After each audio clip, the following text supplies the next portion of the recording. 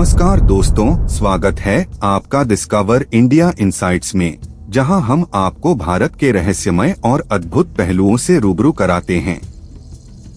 अगर आप हमारे चैनल पर नए हैं तो चैनल को सब्सक्राइब करना न भूलें, ताकि आप हमारे आने वाले दिलचस्प और ज्ञानवर्धक वीडियो मिस न कर सकें।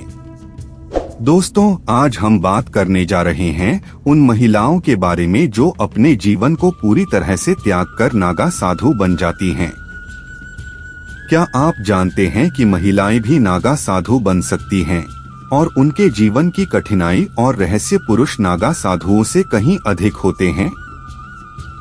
क्या यह जीवन केवल साधना का होता है या इसके पीछे कुछ और गहरे रहस्यमय पहलू भी छुपे होते हैं? आज हम आपको लेकर चलेंगे महिला नागा साधुओं की अद्भुत और रहस्यमय दुनिया में, जहां हर कदम एक नई चुनौती है। तो चलिए बिना वक्त गवाए शुरू करते हैं इस वीडियो को। महिला नागा साधु बनना पुरुषों की तुलना में अधिक कठिन और चुनौतीपूर्ण है। उनका जीवन तपस्या, बलिदान और असीम धैर्य का प्रतीक है। नागा साधु बनने के लिए महिलाओं को सबसे पहले सांसारिक मोहमाया का त्याग करना पड़ता है। इसका मतलब है कि वे अपने परिवार, नाम, पहचान और भौतिक सुखों को हमेशा के लिए छोड़ देती हैं। महिला नागा साधुओं को अखाड़ों के अंदर पुरुषों की तरह ही दीक्षा दी जाती है। आपको जानकर हैरानी होगी कि महिला नागा साधुओं में विदेशी महिलाओं की संख्या भी काफी अधिक है और वर्तमान समय में यह संख्या लगातार बढ़ती जा रही है। महिला नागा साध संसार के सभी रिश्ते नाते, धन दौलत और भौतिक सुखों का त्याग करती हैं। उनका जीवन पूरी तरह आध्यात्मिक साधना और तपस्या के लिए समर्पित होता है। महिला नागा साधु कठिन तपस्या करती हैं, जैसे जंगलों में रहना, जमीन पर सोना और न्यूनतम भोजन करना। वे योग, ध्यान और वेदों का गहन अध्ययन करती हैं। नागा साधु बनने की प्रक्रिया में सबसे महत्वपूर्ण है दीक्षा। महिला साधुओं को दीक्षा प्राप्त करने से पहले 6 से 12 साल तक ब्रह्मचर्य का पालन करना पड़ता है। इस दौरान उन्हें कठोर साधना और नियमों का पालन करना होता है। दीक्षा के दिन एक विशेष अनुष्ठान के तहत उनके बालों का मुंडन किया जाता है और उन्हें गंगा स्नान करवाया जाता है। इस प्रक्रिया के दौरान महिला साधु अपना पिंड दान करती हैं, जो उनके पुराने जीवन को छोड़ने का प्रतीक है। महिला नागा साधु बनने की प्रक्रिया और उनके डेली रूटीन के बारे में तो हमने जान लिया है, लेकिन अब हम बात करते हैं अघोरी साधना की, जो नागा साधुओं की साधना का ही एक रूप है। इस साधना में महिला साध्वी स्मशान में ध्यान लगाती हैं। कहा जाता है कि इस दौरान वह अपनी सभी इंद्रियों को काबू में कर लेती हैं। एक महिला साध्वी, जिन्हें शक्ति माया के नाम से जाना जाता था, ने एक बार श्मशान में 40 दिन और 40 रातें बिताई थी। कहा जाता है कि इस दौरान उन्होंने आत्माओं से बातचीत की और अपने भीतर की ऊर्जा को जागृत किया। जब वे वापस लौटीं तो उनके चेहरे पर एक दिव्य तेज था। लेकिन क्या यह तेज साधना का परिणाम था या उन आत्माओं का आशीर्वाद जिनसे उन्होंने संपर्क किया?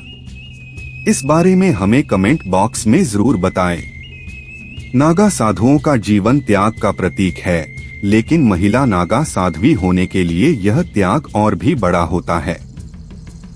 उन्हें अपने शारीरिक इच्छाओं और यहाँ तक कि अपनी पहचान को पूरी तरह से छोड़ना पड़ता है, तब जाकर वह एक महिला नागा साधु कहलाने की हकदार होती है।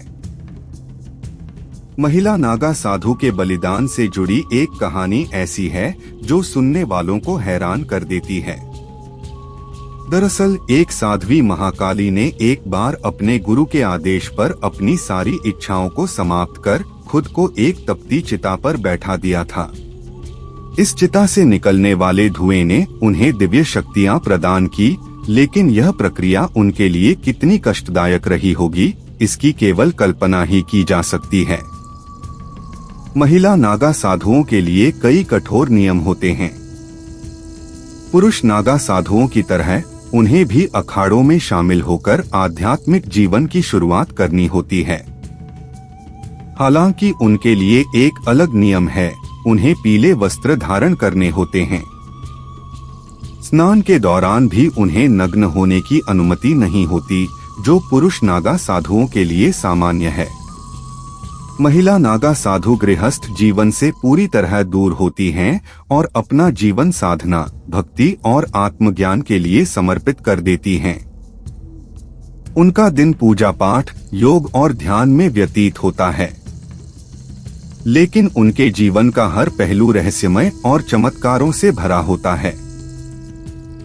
लेकिन दोस्तों, आज के समय में साध्वी का भेष धारण करने वाली हर महिला साध्वी नहीं होती है।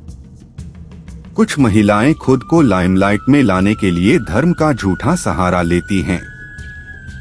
अब ऐसा ही कुछ हाल ही में प्रयागराज में चल रहे महाकुंभ में भी देखने को मिल रहा है, जहां एक खूबसूरत महिला गले में रुद्राक्ष और गेंदे के फूलों की माला और माथे पर तिलक लगाए साध्वी के वेश में संगम नगरी में घूम रही हैं। इतना ही नहीं, इस महिला का शाही रथ पर सवारी करते हुए एक वीडियो सामने आया है, जिसके बाद से सोशल मीडिया पर लोग इस साध्वी को लेकर तरह तरह की बातें कर रहे हैं। लोग इस बात को जानने के लिए बहुत ज्यादा उत्सुक हैं कि आखिरकार यह महिला साध्वी कौन है। अब हम आपके सामने लाए हैं इस महिला के बारे में कुछ और चौंकाने वाली बातें। क्या आप जानते हैं कि इस महिला का नाम साध्वी हर्षिता है और यह पहले पॉप सिंगर रह चुकी हैं। साध्वी हर्षिता के बारे में खुद इनका कहना है कि वह पॉप सिंगर बनने के बाद बहुत दुखी हो गई थीं। उन्होंने इस उद्योग को छोड़कर खुद को साध्वी के रूप में ढालने का फैसला लिया। यह महिला उन सभी परंपराओं को भी तोड़ रही है जिन्हें हम जानते हैं। महिला नागा साधुओं की दुनिया में इस तरह का नया मोड़ बहुत ही चौंकाने वाला है। क्या आप लोगों का मानना है कि साध्वी हर्षिता की साध्वी बनने की राह सही है या गलत? इसके बारे में आप हमें अपने विचार कमेंट बॉक्स में जरूर बताएं। महिला नागा साधुओं का जीवन जितना प्रेरणादायक है, उतना ही कठिन और रहस्यमय भी। उनका त्याग, साधना और बलिदान उन्हें साधारण इंसानों से अलग बनाता है। लेकिन हमें यह समझने की जरूरत है कि हर साधु या साध्वी जो दिखती है वह सच्ची नहीं होती। इसलिए हमें उनकी सच्चाई को परखना और समझना चाहिए। दोस्तों, महिला नागा साधुओं की इस रहस्यमयी दुनिया के बारे में आपके क्या विचार हैं? क्या आपने कभी किसी महिला साध्वी से जुड़ी ऐसी अनोखी कहानी सुनी है? हमें कमेंट में जरूर बताएं। तो दोस्तों, उम्मीद है कि आपको आज का वीडियो पसंद आया होगा। अगर हाँ, तो इस वीडियो को लाइक करें, अपने दोस्तों के साथ शेयर करें और हमारे चैनल डिस्कवर इंडिया इनसाइट्स को सब्सक्राइब करना न भूलें, ताकि आप हमारे अगले रहस्यमय और ज्ञानवर्धक वीडियो को मिस न कर सकें। अगर आपके मन में कोई सवाल या सुझाव हो तो कमेंट सेक्शन में जरूर बताएं। हम आपके सभी सवालों का जवाब देने के लिए हमेशा तैयार हैं। हम फिर मिलेंगे एक नए रहस्य और अद्भुत कहानी के साथ।